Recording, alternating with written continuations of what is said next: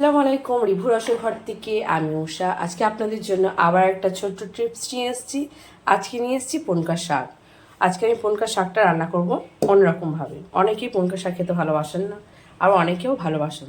তা আমি যেভাবে রান্না করব সেভাবে আপনারা রান্না করে দেখুন। আশা করি সবাই ভালোবাসবেন, সবাই বাড়ির লোকেও খাবে। আজকে আমি করব পুরো পনকা শাকটা করব আজকে তিল পেস্ট দিয়ে। আজকে তিলটা আমি পেস্ট করে রেখেছি। এই তিলটা দিয়ে আজকে আমি শাকটা রান্না করে আপনাদেরকে দেখাবো আমি কিভাবে রান্না করছি। আপনারা দেখতে থাকুন। গ্যাসের মধ্যে আমি একটা কড়াই বসিয়ে নিয়েছি। কড়াইয়ের মধ্যে আমি দিয়ে দেবো সামান্য পরিমাণ তেল।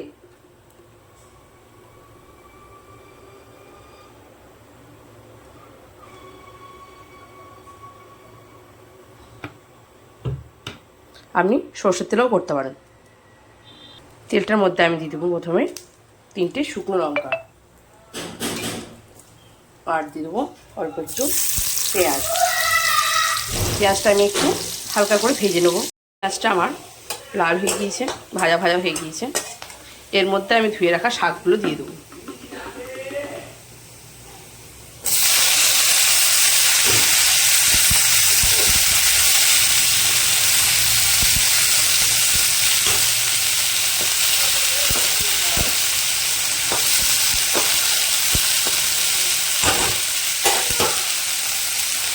সব শাকগুলো আমি দিয়ে দেবো।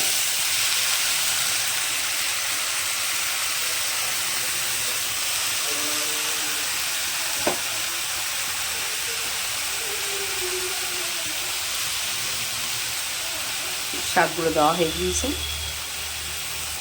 এর মধ্যে আমি লবণ আর হলুদ গুঁড়ো দিয়ে দেবো। পরিমাণ মতো লবণ দেবো,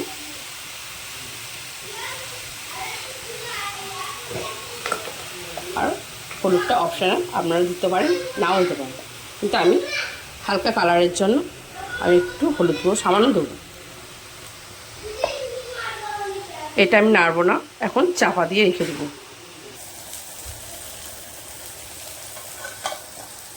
ঢাকনা খুলে ভালো করে এরকম জল বেরিয়ে দিয়েছি, ভালো করে নেড়ে নেব।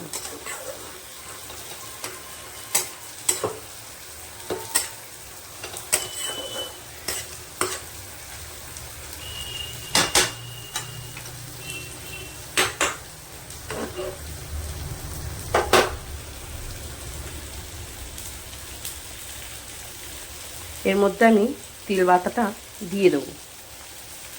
পেস্ট করে রাখা তিলগুলো দিলে যে তিলের একটা গন্ধ থাকে, সেই গন্ধটা কষানোর সময় মরে যাবে।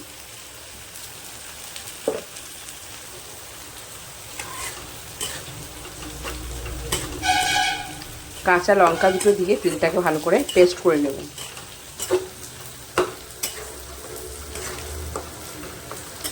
আবার এটা আমি ভালো করে নাড়ানাড়ি করে এটাকে আমি ভালো করে চাপা দিয়ে রেখে দেবো, শুকনো শুকনো ভাজা যতক্ষণ না হচ্ছে।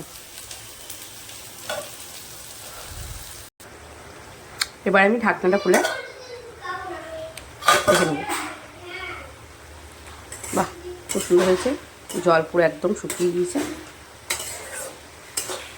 আপনারা চাইলে এর উপরে হালকা একটু চিনির দানা ছড়িয়ে দিতে পারেন।